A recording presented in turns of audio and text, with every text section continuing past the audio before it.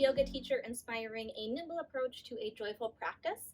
I am here with day 13 of 30 days of transitions, and today we are going to talk about moving from downward facing dog to pigeon pose.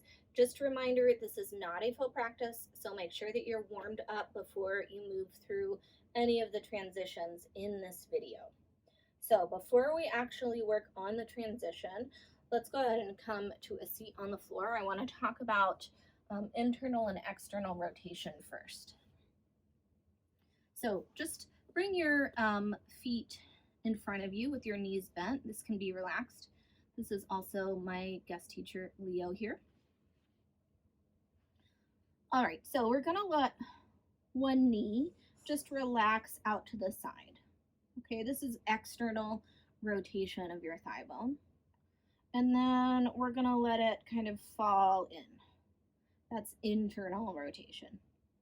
Okay, and we can do that with our left knee too. We're gonna let it relax out. That's external rotation. Then we're gonna let it relax in. That's internal rotation. The degree to which you can do either of these is not only dependent on your flexibility, but also just the shape of your bones and how they fit together. So some people are going to be more naturally externally rotated. That's me, as you can see. Some people are going to find it way easier to internally rotate. So just keep that in mind as you're practicing any movements, really. You know, there is some degree of change that we can exert on our muscles and our soft tissues. We can't exert so much change on our bones and like how they fit together. And that's kind of where we need to be careful that we're not overexerting and putting too much stress on those structures. So anyway, right now, both thigh bones are externally rotated. And in pigeon, we have the front knee externally rotated, and then the back leg is pretty neutral, okay? Let me switch around here so you can see. You don't need to do this yet, especially if you haven't warmed up. Don't just slide into pigeon pose. Okay, so this front knee is externally rotated, and then when we extend the back knee, that back leg is fairly neutral. Okay. So we're going to be using this external rotation to set ourselves up for moving into pigeon pose. All right, so when you're ready, join me in downward facing dog. This first transition is going to be very similar to transitioning from downward dog to plank. So I'm going to bring my left leg forward so you guys can see.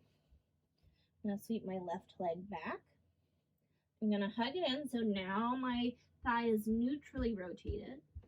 Then I'm going to externally rotate my thigh, place it down, and then from here I can scoot this back leg back and settle in. So if you find that settling all the way to the floor doesn't work for you, you can bring a block underneath your hip.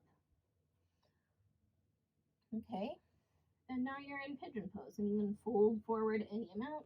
You can walk yourself up and take a little bit of a back bend.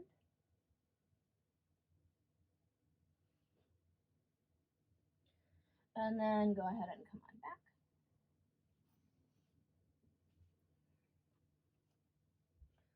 All right, next transition. Again, combo transition here. We're gonna make our way to table first. So go ahead, make your way back to downward facing dog.